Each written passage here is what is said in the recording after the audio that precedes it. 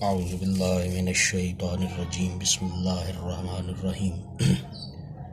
Dear students, today our lecture number 9. We are discussing series. Last lecture जो lecture 8 था उसमें बच्चों ने बहुत से सवालात उठाए हैं स्टूडेंट्स ने, तो ज़रा हम देखते हैं, उनके जवाबात तलाश करने की कोशिश करते हैं। सबसे पहली बात जो थी वो बच्चों ने ये बात की कि सर हमें ये बताइए कि ज्योमेट्रिक सीरीज़ में nth टर्म पर r की पावर n-1 कैसे बनती है। चलें जी इसका जवाब तलाश करते हैं। फर्स्ट टर्म ज्योमेट्रिक सीरीज़ की बात करने लगे हैं। ज्योमेट्रिक सीरीज़, इसमें फर्स्ट टर्म क्या है हमारे पास, a, सेकंड टर्म AR, उससे अगली टर्म AR स्क्वायर, ये सबस्क्रिप्ट नहीं है, third term AR cube, so on. ये सीक्वेंस है। सीरीज़ कैसे बनती है, ये प्लस के सिंबल डाल दें तो वही चीज़ सीरीज़ में शिफ्ट हो जाती है। AR की पावर n-1, ये ज्योमेट्रिक सीरीज़ है। और ज्योमेट्रिक सीक्वेंस के बारे में अभी हमने बात की कि ज्योमेट्रिक सीक्वेंस कैसे कहेंगे। Geometric sequence AR square, AR cube, so on, AR n-1. Keep the difference in your mind. This is the geometric series and this is geometric sequence. अच्छा, geometric sequence कैसे बनता है, एक फिक्स नंबर मल्टीप्लाई होता है। मसलन अगर आपके पास फर्स्ट टर्म 2 हो, आप 2 से मल्टीप्लाई करें 4, फिर 2 से मल्टीप्लाई करें 8, फिर 2 से मल्टीप्लाई करें 16, फिर 2 से मल्टीप्लाई करें 32, फिर 2 से मल्टीप्लाई करें 64, सो ऑन। ये हमारे पास ज्योमेट्रिक सीक्वेंस बनता है। अब A2 है, ये है फर्स्ट टर्म। जिस नंबर से हमने मल्टीप्लाई किया, जिस फिक्स नंबर से मल्टीप्लाई किया, उसे कॉमन रेशो कहते हैं, CR यानी कॉमन रेशो। कैसे कैलकुलेट करते हैं, अगली टर्म को पिछली टर्म पर डिवाइड कर दें, दैट इज 4/2, यहाँ R2। ठीक है जी। चलिए एक और एग्जांपल लेते हैं ज्योमेट्रिक सीक्वेंस की। 2, 3 एक फिक्स नंबर से मल्टीप्लाई करते हैं, 3 2 6, 6 3 18, 18 3 54। ये देखिए, अब इसमें फर्स्ट टर्म क्या होगी, 2। कॉमन रेशो कैसे कैलकुलेट होगी, R। अगली टर्म को पिछली टर्म पर डिवाइड कर दीजिए, ये कॉमन रेशो। तो ये असल में एक बच्चे ने सवाल पूछा था, नजम शकील और Sidra Nasir, how to find common ratio. तो students, here you can check it, how can we find the common ratio. अगली टर्म को, किसी भी अगली टर्म को पिछली टर्म पर डिवाइड कीजिए तो आपको कॉमन रेशो दस्तयाब होगी। ठीक है जी। अब ये फिक्स हो गई हैं। अब ये जो कॉमन रेशोज़ हैं, ये पहली टर्म ज़ाहिरा जो भी होगी वो फिक्स होगी, फिर एक फिक्स नंबर से ही मल्टीप्लाई करते हैं अगली टर्म बनती है, उसी फिक्स नंबर से मल्टीप्लाई करो अगली बनती है, उसी फिक्स नंबर से मल्टीप्लाई करो अगली टर्म बनती है। तो इस तरह हमारे पास किसकी टर्म्स बनती चली जाती हैं? ज्योमेट्रिक सीक्वेंस की। और अगर हम उसको सीक्वेंस की बजाय ऐड करना शुरू कर दें तो वही चीज़ हमारे पास ज्योमेट्रिक सीरीज़ की शक्ल में सामने आती है। अब एक दफ़ा फिर मुलाजा करें, ये है जी फर्स्ट टर्म, मैंने इसे आर से मल्टीप्लाई करूँगा, अगली टर्म आ जाएगी। फिर आर से इसको फिर आर से मल्टीप्लाई कीजिए, मुझे मेरे पास इससे अगली टर्म आ जाएगी। इसको मैं फिर आर से मल्टीप्लाई करूँ, इससे अगली टर्म आ जाएगी। So on A are N minus one. अब वो तलबा जिनका ये सवाल था कि nth टर्म में आर की पावर n नहीं होती जबकि n माइनस वन होती है, उन बच्चों के सवाल का जवाब अभी हमारे सामने आ रहा है। गौर करें जी, फर्स्ट टर्म क्या है? a। सेकंड टर्म क्या है? ये फर्स्ट है, this is the second, a2। ये हमारे पास क्या हुई? A R. थर्ड टर्म मुलाहजा करें, ये थर्ड टर्म है, तो थर्ड टर्म क्या हुई हमारे पास? A r square.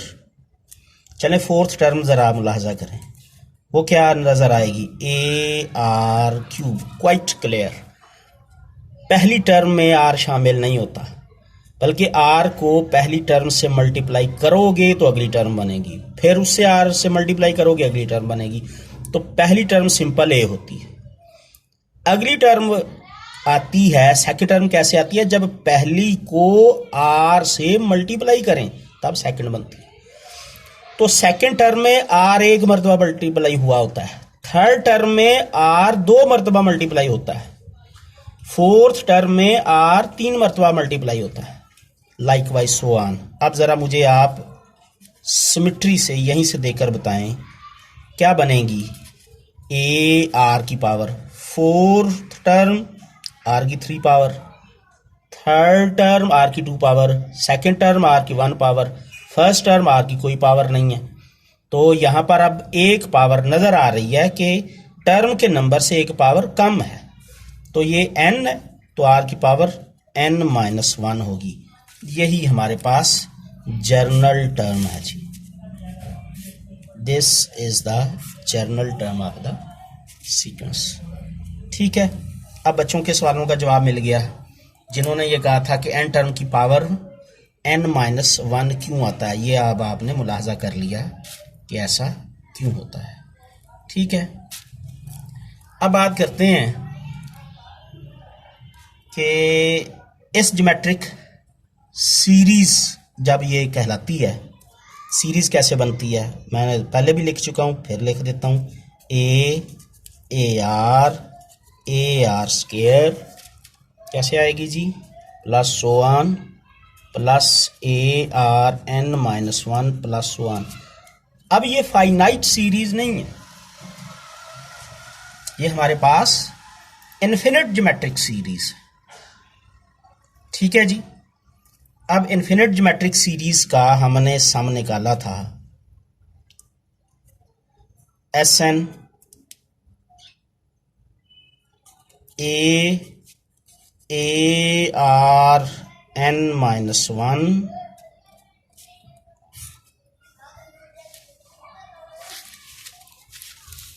लिखने में एक गलती ना हो जाए, कल भी ये बात हुई थी कि ये हमारे पास यहाँ पर कल भी हमने जब इंदराज किया था तो n माइनस 1 लिखा गया।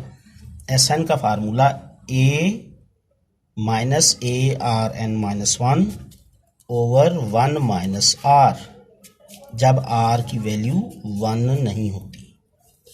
अच्छा जी, अब ज़रा थोड़ा सा इसको क्लियर करते हैं, behaviour of the series check करने लगे हैं। ये nth partial sum, this is the nth partial sum. अब चूंकि आपके पास इन्फिनिट सीरीज है तो limit n approaches to infinity S n, यहाँ भी n नहीं है, a minus a limit n approaches infinity r raise power n over 1 minus r। ठीक है जी, अब अगर r हमारे पास आर की मॉडुलस वैल्यू लेस देन 1 हो,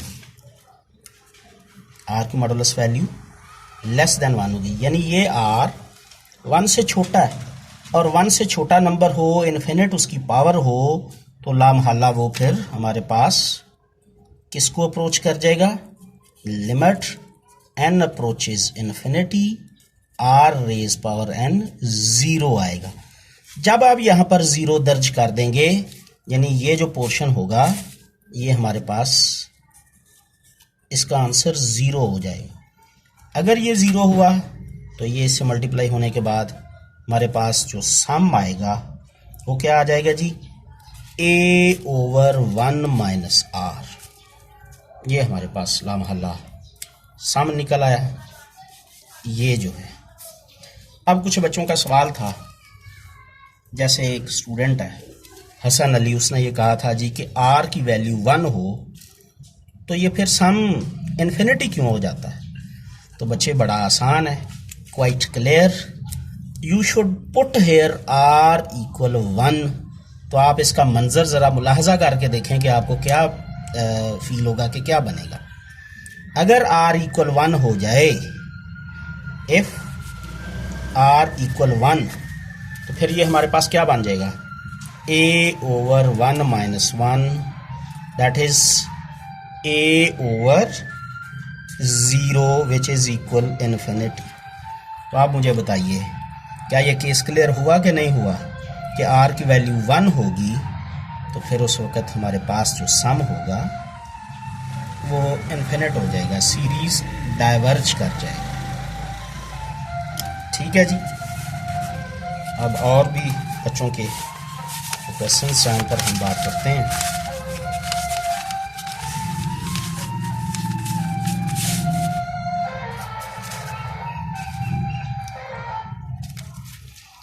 ऐसे बच्चे जो ये कह रहे थे जी आर की वैल्यू -1 हो तो तब क्या होगा, तब ये सवाल कैसे कन्वर्ज या डाइवर्ज करता है। और ये टेस्ट जो होता है वो हर सीरीज़ के लिए एक जैसा होता है।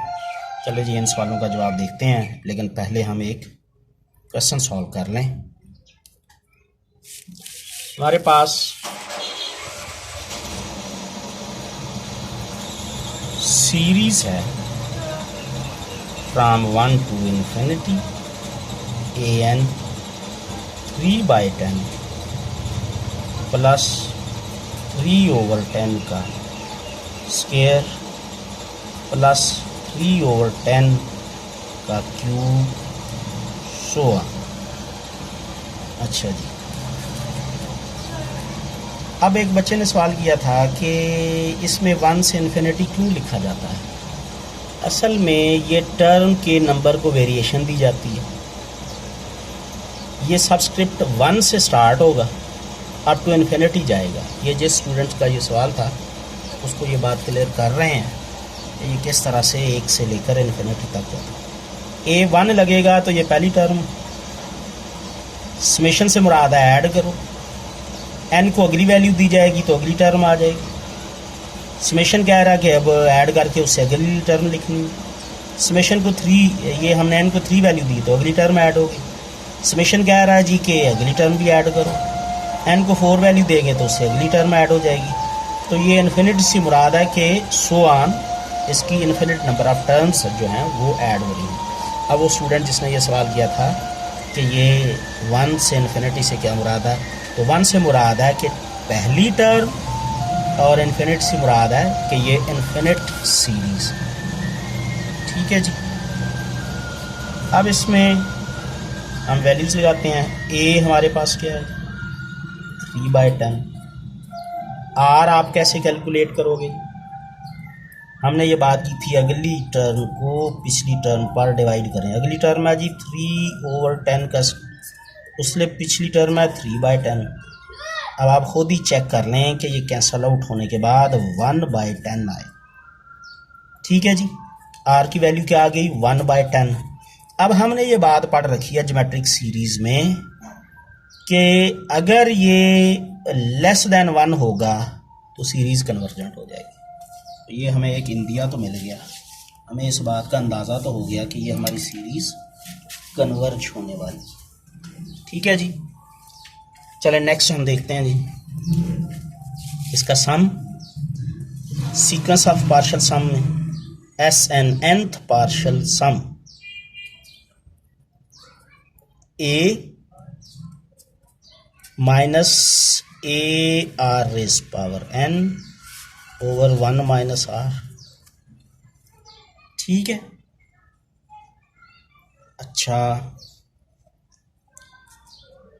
ए कॉमन कर लीजिए, 1 minus R raise power N और 1 माइनस आर। अब आपने जस्ट इसमें वैल्यूज अप्लाई करनी है। ए की वैल्यू हम सब जानते हैं, केस क्वेश्चन में ए की वैल्यू 3/10 ओके हो गई। और आर की वैल्यू 1/10, पावर भी देनी है, एन पावर भी मिल गई, ठीक हो गया जी। 1 माइनस 1/10। अब आप इसे कैलकुलेट करें, सॉल्व करें, तो कैलकुलेट करने पर जो वैल्यू आएगी हमारे पास 1/3 1 minus 1 over 10th raise power N. Quite easy, इधर से एलसीएम लीजिए, एलसीएम लेकर फिर ये इसके साथ कैंसिल हो जाएगा और हमारे पास मुख्तसरन ये चीज़ आ जाएगी। अब हमने इसकी कन्वर्जेंस या डाइवर्जेंस कैसे, सीरीज़ का सम कैसे मालूम करते हैं। nth पार्शियल सम को limit N approaches to infinity apply करें जी, कीजिए अप्लाई।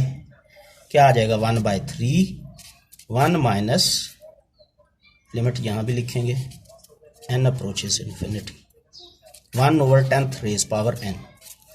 अब इस पर लिमिट अप्लाई नहीं होनी, इस पर अप्लाई नहीं होनी, लिमिट इस पर अप्लाई होगी।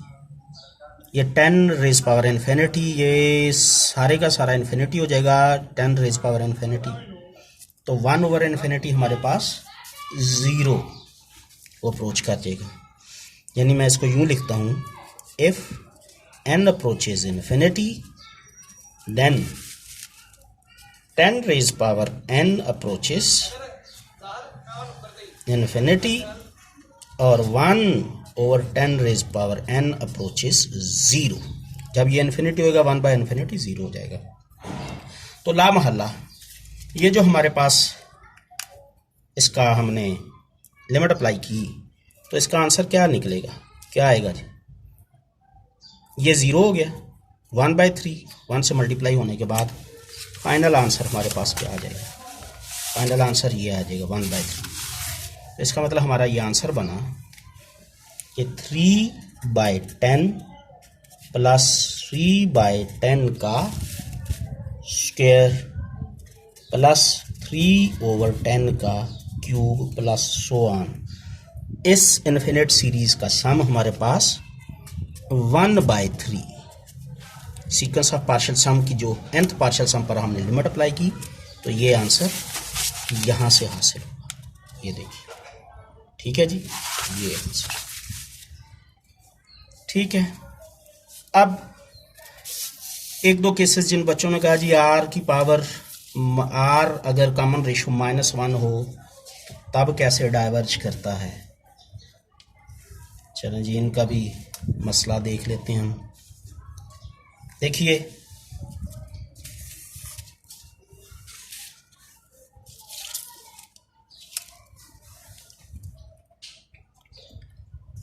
हमारे पास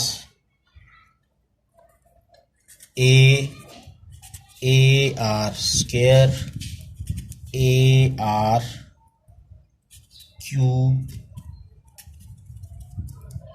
सो ऑन, इस तरह से सीरीज चलती। अब ज़रा आर इक्वल -1 को मुलाहजा करें जी। अगर आप गौर कर रहे हैं तो मेरा ख्याल है आपको ये क्लियर हो जाएगा कि हमारे पास क्या आंसर बनेंगे जी। हमारे पास ए एज इट इज़ रहेगा, ये आर इक्वल -1 इसमें अप्लाई करने लगे, ए एज इट इज़ रहेगा, ठीक। फिर आर की वैल्यू -1, हाँ जी आर की वैल्यू -1, एक टर्म यहाँ हम मिस कर गए, AR प्लस A। यस, अब ये क्लियर है। ये आ गई जी फर्स्ट टर्म, ये हमारे पास फर्स्ट टर्म, ये हमने लिख दी। अगली टर्म की बात करते हैं, R की -1 लगाएं, दैट विल बी -A। फिर R की वैल्यू -1 लगाएं, माइनस ख़त्म हो जाएगी स्क्वायर की वजह से, प्लस से, फिर -1 लगाएं, दैट इज़ -A प्लस, ये हमारे पास आ गई। तो ये जो सीरीज़ है, इसका अगर हम सीक्वेंस ऑफ पार्शियल सम बनाएं, सीक्वेंस ऑफ पार्शियल सम में S1 पहली टर्म, S2 पहली 2 टर्म को ऐड किया गया, S3 पहली 3 टर्म्स को ऐड किया गया, S4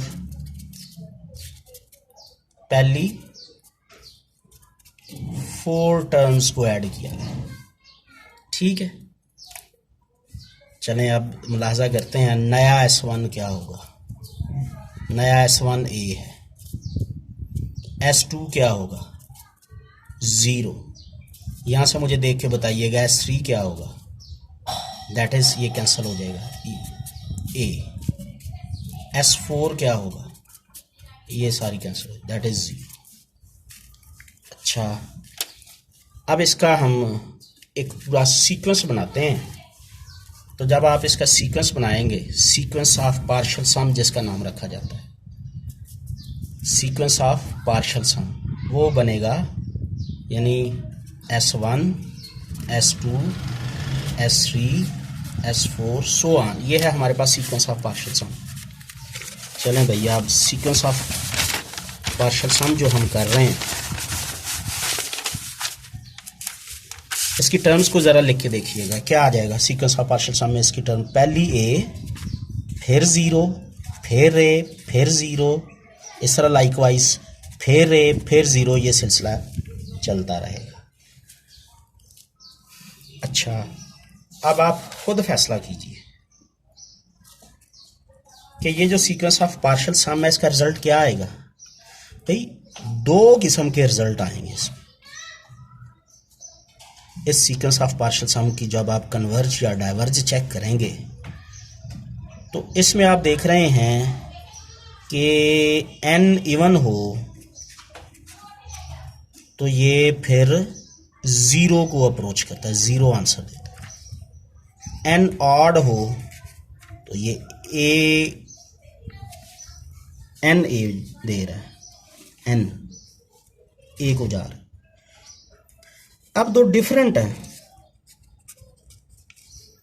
2 डिफरेंट वैल्यूज को ये अप्रोच करें, तो इसलिए ये डाइवर्जेंट कहलाएगा, कन्वर्जेंट नहीं कहलाएगा।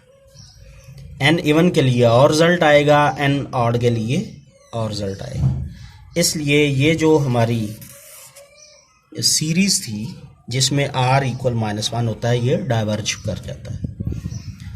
लेकिन अगर आप ये कहते हैं कि नहीं, हमारे पास आधी टर्म्स जो हैं वो क्या आ रही हैं जी, A दे रही हैं, अगर आप उनका सम लें n/2 हाफ टर्म्स, ये इसका जब सम लिया जाएगा ये बन जाएगा। लिमिट यहाँ भी जब अप्रोचेस टू इन्फिनिटी लगाएंगे तो ये लिमिट डू नॉट एग्जिस्ट, तो लामहला यहाँ पर भी साबित हो जाएगा कि ये हमारे पास डाइवर्जेंट केस है। तो ये आपके सवालात थे जो कि मैंने डिस्कस किए। अब आपके सामने एक मैं टेलीस्कोपिक सम रखना चाहूँ कि टेलीस्कोपिक सम क्या होता है। Telescopic some,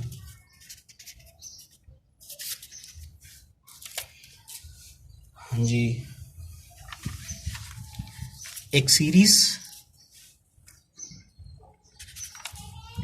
from 1 to infinity 1/n n plus 2 n plus 3।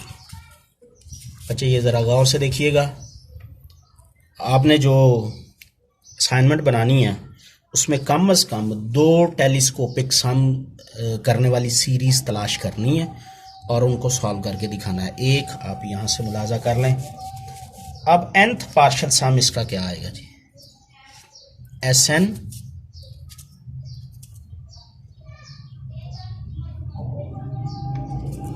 Summation 1 over n plus 2 n plus 3 from 1 to n। अच्छा बच्चे ज़रा गौर से देखिएगा, अगर हम इधर 1 अप्लाई करते हैं तो 2 1 प्लस 3 3 1 प्लस 4, तो ये रिजल्ट इस किस्म का बनेगा जी। nth पार्शियल सम क्या बनेगा, मुलाहजा करें ज़रा। ये हमारे पास 1 ओवर 3 इंटू 4 प्लस, जब n की वैल्यू 2 लगाएंगे तो क्या आ जाएगा, 4 into 5 plus so on plus 1 over n plus 2 n plus 3।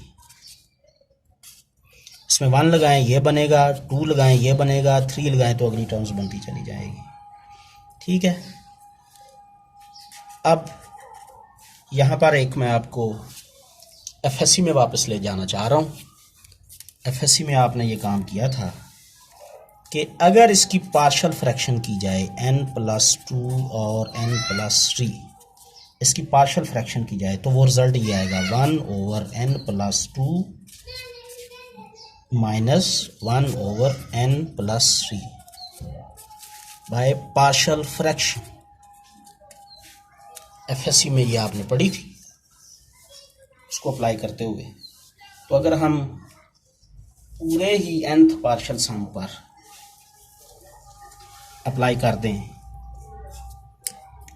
तो क्या बनेगा, Sn